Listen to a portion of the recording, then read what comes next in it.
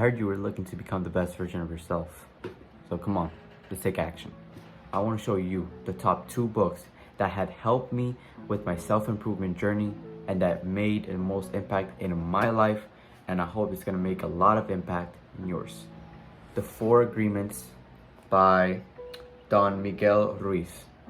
This version of the book is in Spanish, but there is a English version of the book, and there's another book that's called The 5th Agreement. These are the 4 agreements, and then there's another one that's called The 5th Agreement that goes in depth out of all of them and then talks a little bit more about a new kind of agreement. Haven't finished that one yet, but once I do, I'll try to get my input on it.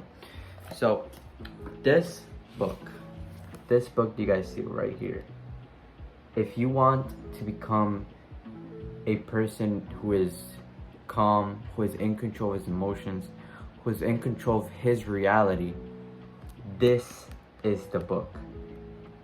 This book has 4 principles, which I'm going to tell you right now, and once you hear them, you're just going to want to read this book because it's going to help you so much with the way you look at yourself and the way you perceive life.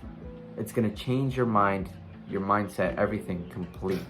The first agreement is be impeccable with your words. And I know it's in Spanish, but I'm trying to show it to you. It's the first principle to changing your mindset. It's to become impeccable with your words. This is one of the chapters that has most resonated with me because, and I know it's going to resonate with all of you, because everyone in the world judges themselves.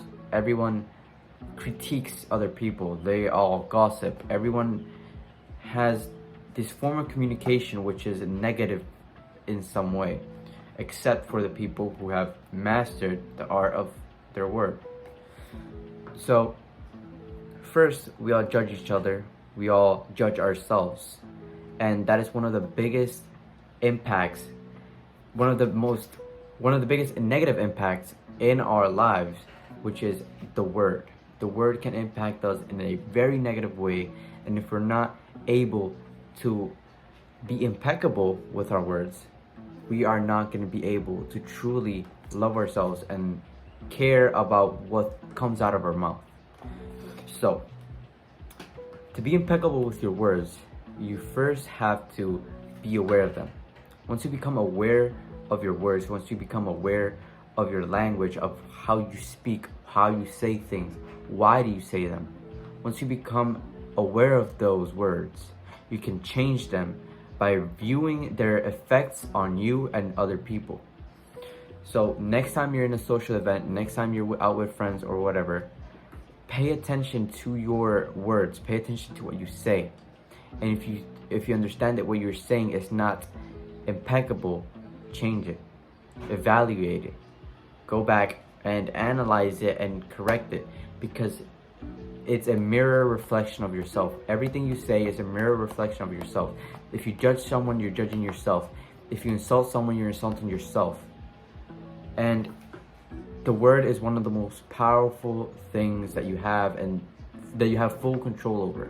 And if you don't master the word, if you don't master your words, they're gonna master you. And once they're in control of your life, it's gonna be like hell.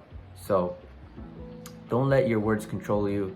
Become impeccable with your words and love yourself. Be nice to yourself. Be real with yourself.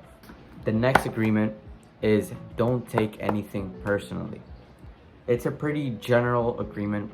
Everyone knows not to take things personally, but few people understand the effects of actually taking everything personally. Because you need to understand that everything that people say, everything that people do are not about you. And the people who take things personally a lot, it's because they think it's all about them. And it's not.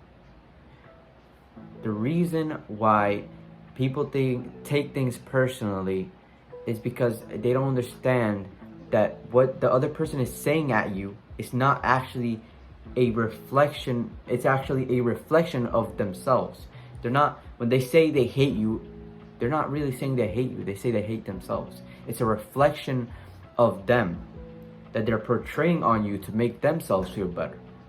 So there's no reason why you should be affected by someone insulting themselves and basically hating on themselves and portraying it on you, their insecurities on you. It shouldn't affect you because it has nothing to do with you. That doesn't mean, when someone insults you, it doesn't mean you were that insult. It's just, it means that that person is telling you what they feel about themselves. But instead of admitting to themselves and want to get better, they just say it to you, say they think you're the same as them, so they feel better. So they want to make you believe that they're like, that you are like them, so they can feel better about themselves for not being the worst one. So in reality, when people insult you, when people say bad things to you, spread rumors, they're really mirroring, it's a reflection of themselves. It has nothing to do with you, so you should never take it personally. Don't take anything personally. The third principle is to make no superstitions. Stop making superstitions. Superstitions are pointless. You can't like this girl and then start thinking, oh, does she like me? Oh, she's probably like this, she's probably this kind of person, without you even knowing that person. You can't make superstitions about how that person acts, or why they do what they do, or why they like this or why they like that. You can't make those kinds of assumptions about other people, because it's literally like you're creating this person that is completely and utterly not existent. You're creating this version of that person that it doesn't exist. You're creating that person of your mind. And the reason why you do this is because humans are programmed to want to understand everything. And if they can't understand it, they find a way to understand it by imagining it. So a lot of people imagine things that are not true. That's why we all gossip. Oh, that girl's probably like this because of that. And we spread rumors to make everyone understand, so we all don't feel this sense of like you're not secure, you don't know what's around you. People need to understand what's around them to feel safe. And if they don't understand it, if there's no reality to what they are saying, they're gonna just imagine it, and you're gonna spread rumors so everyone believes it. And if everyone believes it, then it must be true, but it's not. You need to stop making superstitions. You need to stop thinking that this person that you imagine in your head is actually real, because it's not. It's just a made up thing, a made up person in your mind that you created to satisfy your needs as a human to understand things. And if you don't understand things, you feel unsafe, like I said. So don't make superstitions. Take things as how they are, because the second you start taking things as how they are, the second you start doing that, it's the second where you're gonna stop getting hurt, because, oh, I thought that person was like this, or I thought that person was like this, or I thought I liked that person really much because of this and this and this. If you look at them, okay, she's barely talking to me, she has never complimented me or anything, she probably doesn't like me, move on. Stop making it, oh, maybe she's didn't think about it, and stop creating these mind questions and try to justify what you're seeing and try imagining it, because it doesn't serve you at all in any way. It doesn't serve you at all. So stop making superstitions. The fourth and last principle is to do the max that you can.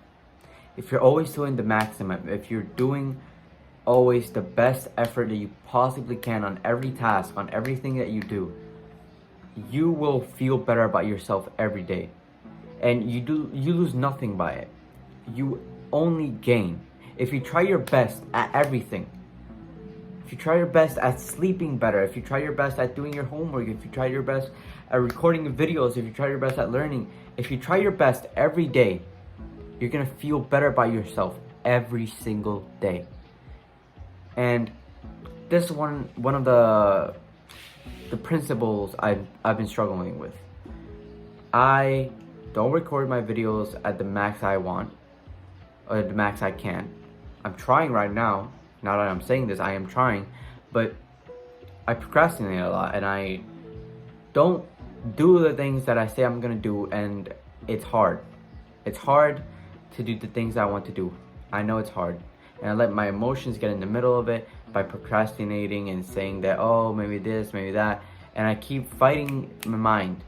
But if you do the max that you can, and this is from my eyes, seeing a close friend of mine who does this every day, and he feels amazing about himself. And I hope to soon be able, no, I will be able to feel like that soon. Because I'm gonna put the work in. Putting it out there. I'm gonna put the work in. I'm trying to make as better videos as I can. And the reason why this is because we're trying the best that we can. If we give our maximum effort every single day, we're going to feel good about ourselves, and God is going to bless every single one of us with amazing opportunities and amazing experiences in life. You just got to try your hard, because once you try your hardest, that means you love yourself, and once you love yourself, you love Jesus.